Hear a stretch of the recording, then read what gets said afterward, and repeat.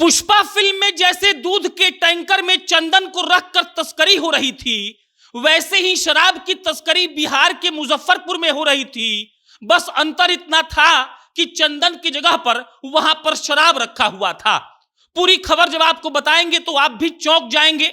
हरियाणा से एक ट्रक शराब आया था, दूध का टैंकर था, शराब को रखा गया, उसके ऊपर एल्युमिनियम के चादर को बिछाया गया और किसी को भी इस बात का भनक नहीं लग रहा था कि दूध के टैंकर में शराब रखा गया है और अगर उसकी कीमत निकाल दी जाए तो वो करोड़ों का शराब है।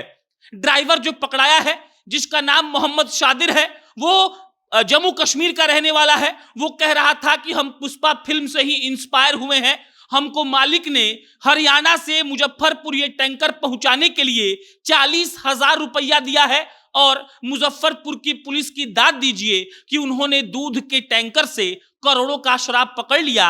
शराब तो मुजफ्फरपुर पहुंच चुका था। ड्राइवर साहब जो कश्मीर के रहने वाले हैं, वो ट्रक को साइड में खड़ा करके नाश्ता कर रहे थे, लेकिन गुप्त सूचना के आधार पर पुलिस ने उस ट्रक को पकड़ लिया। पकड़ने के बाद खोजबीन चालू हुई, लेकिन जैसा कि हमने बताया कि पुष्पा फिल्म से वो इंस्पायर था। ट्रक को खोलने पर कुछ नहीं मिला, लेकिन शराब की दुर्गंध आ रही थी। पुलिस वालों ने एल्युमिनियम के चादर को कटर से काटा तो देखा कि भीतर भारी मात्रा में शराब है।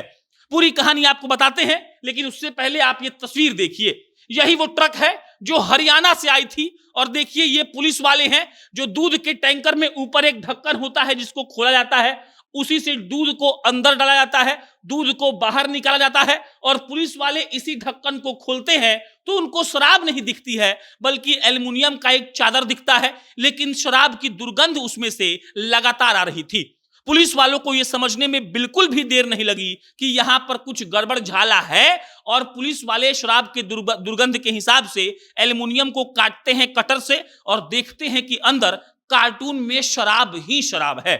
जो ड्राइवर पकड़ाया वो बता रहा था कि हरियाणा के एक व्यापारी ने उसको 40,000 रुपया दिया सिर्फ ट्रक को हरियाणा से मुजफ्फरपुर पहुंचाने के लिए। ड्राइवर की तनख्वाह 20,000 रुपये महीने होती है, लेकिन 40,000 रुपए सिर्फ हरियाणा से उस ट्रक को मुजफ्फरपुर पहुंचाने के लिए उसको मिल रहा था।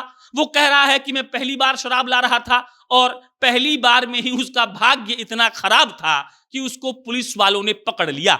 शराब का जो ट्रक था, टैंकर था, दूध वाला टैंकर, वो हरियाणा से मुजफ्फरपुर पहुंच गया था, सदर थाना के रेंज में था और ड्राइवर साहब आराम से बेफिक्र होकर निफिक्र होकर नाश्ता कर रहे थे और उनको पता भी नहीं था कि पुलिस वालों को इस बात की गुप्त सूचना मिल चुकी है कि हरियाणा से मुजफ्फरपुर दूध के टैंकर में शराब को लाया जा रहा है।